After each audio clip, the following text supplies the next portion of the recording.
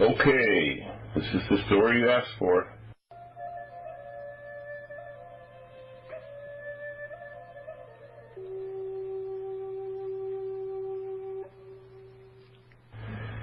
Greetings. This is the story of the blind man and the wooden frog. A symbolic folk tale on friendship from backcountry Arkansas.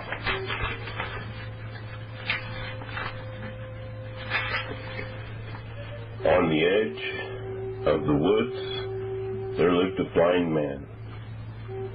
He had a warm little wooden house. It had a wood stove and a place to sit and a place to sleep. In one corner was the old orange crate he used for a chair. In another corner were two old school bus seats put end to end for his bed. In another corner was the wood stove, and in the only other corner was an old, faded black and brass footlocker. Inside the footlocker, he kept his blanket, his pot, his fork, his pocket knife, and his whetstone. This was all he had, and he lived all alone. He had no friends, because he lived on the east edge of the woods, next to the swamp. People didn't like the east edge of the woods because the swamp stunk of sulfur. And besides, at the west edge of the woods was a beautiful lake, and pretty flowers grew there almost year-round.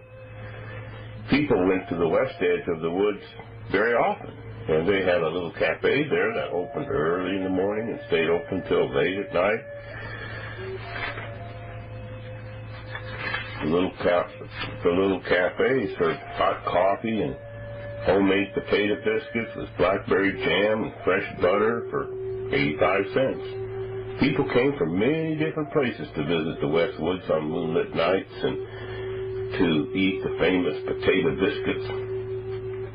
But the blind man didn't go there too much because of his clothes smelling of sulfur, and besides, he couldn't see the moonlight or the beautiful lake or the pretty flowers. So the blind man lived all alone by himself on the east edge of the woods next to the sulfur swamp. Nobody loved the blind man because where he lived no one liked to go, and because sulfur smelled so bad. The blind man didn't have anybody he could love either. The blind man was not always lonely. Even though he couldn't see, he could hear. And he thought the frogs and crickets made beautiful sounds, and so he loved them. But the fact was, sometimes the blind man got the feeling, got the wishing he had a friend so much. He left his little wooden house and felt his way along the sewer drainage, all 6 miles to the little cafe on the west edge of the woods.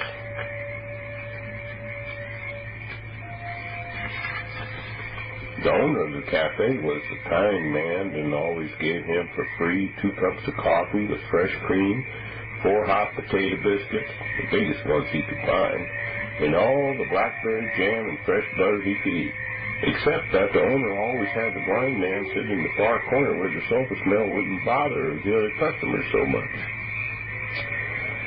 The blind man liked to hear the people talk to each other and about all kinds of things, and always wished someone would talk to him, but no one ever did because he stunk of sulfur so bad. One day, the blind man went to the corner of his wooden house where the black and brass footlocker was, took out his pocket knife and his whetstone.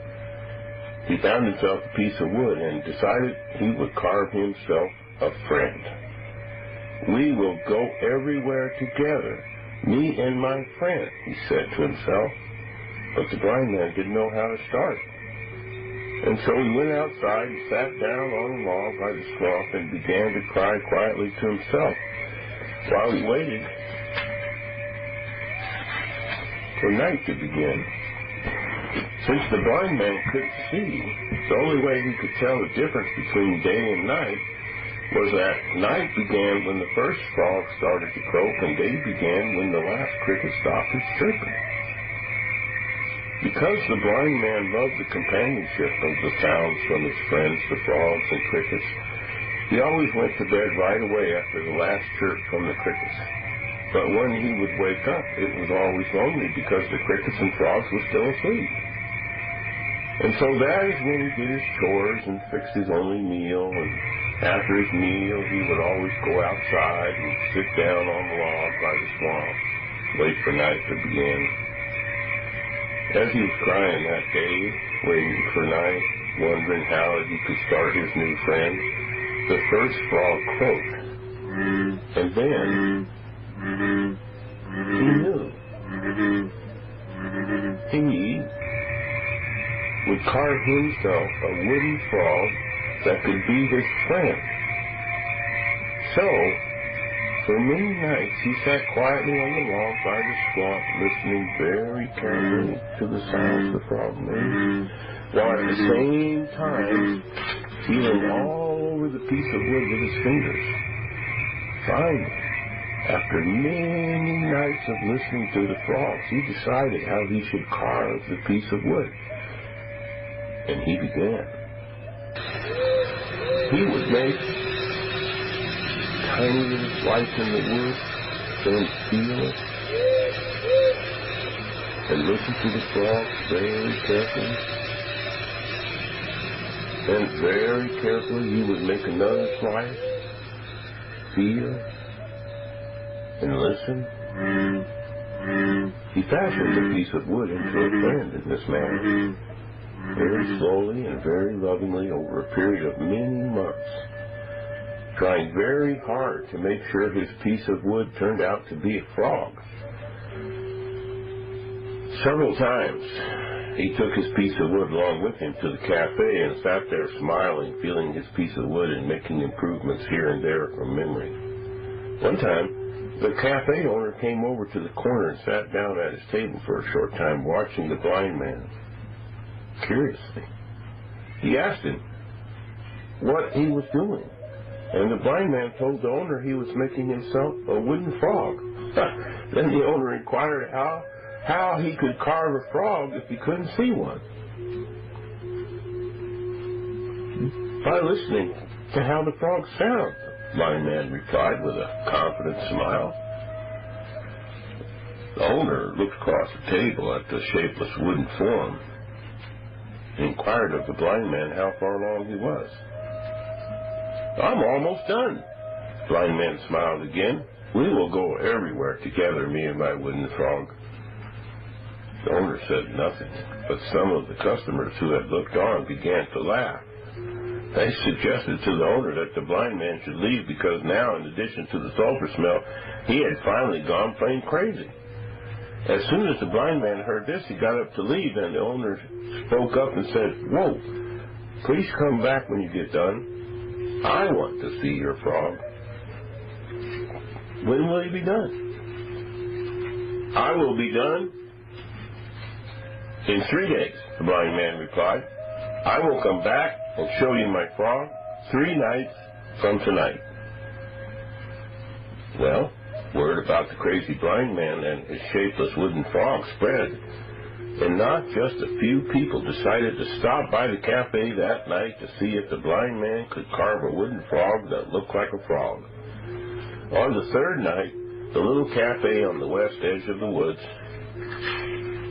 by the beautiful lake was near full, but for the small table in the far corner which sat empty, waiting for the blind man to arrive. On the table, the owner had put a vase full of fresh, sweet-smelling flowers and had placed a table setting for 2 of his special china from home. There were 2 white silk napkins and a bottle of fine wine laying cockeyed in a bowl of ice. Everybody was waiting. Some people were already laughing. The evening grew late, and the cafe owner ran out of his potato biscuits with blackberry jam and fresh butter. And soon after that, people began to get restless, but finally, they heard the blind man's stick scratching across the wooden steps, and then against the cafe door. The owner opened the door, and the blind man walked in, smiling very proudly and carrying a small bundle of purple velvet. The owner took the blind man to the far corner and poured both cups full of coffee and sat down across the table. Except all the people were too impatient to wait and began demanding to see the frog. One man spoke up. "Hey, won't you tell us how the blind man can carve a frog he can't see?" But the blind man lost not one speck of his proud smile and quickly replied as if to say, "Simple. I just listened very carefully to how the frogs sound. Made a little cut, listened some more, made another, always going slowly, carefully, and listening and checking until my fingers felt it right, and then today I finished." The blind man reached down to the table where the purple velvet bundle lay, found it, and opened it, saying, "See my wooden frog? We will go everywhere together, me and my wooden frog." All the people except the owner looked at the shapeless piece of wood and broke out into a wild laughter, and slowly, one by one, walked out the door. When they had all left, the owner of the little cafe at the west edge of the woods locked the door and pulled the shades. "I saved you 2 biscuits, just enough jam and butter." He brought them over to the table and put them on the blind man's plate. The blind man's head was down. He was silent. A tear dropped from his face and made a soft plop sound when it hit the fine china plate. May I hold your frog?" the owner asked. The blind man nodded. "Now, you say you held the wood in your hands and listened to the frogs to decide how you would cut the wood." The blind man only nodded. The owner held the piece of wood gently between both of his hands and closed his eyes for a very long time. Then, all at once, his face broke into an astonished smile, and he shouted, "This is a frog! It really is!" A sly gleam came into the owner's eyes. "Would you sell me this frog?" But the blind man raised his head, took his frog back, and held it in his hands for a while, then began to smile again. "You would like to have my frog to keep for your very own?" "Well, not," the owner replied, interrupted by the blind man. "Then I want you to keep my frog to be your very own. I give it to you as a friend." The owner wrapped the frog back up in its piece of purple velvet and took it and put it in a very special place where it still is today. He opened the wine, and the two became friends. The blind man from the east side of the woods next to the sofa swamp, and the little cafe owner by the west edge of the woods who sold coffee and homemade potato biscuits with blackberry jam and fresh butter for 85 cents. Well, that's it. That's it.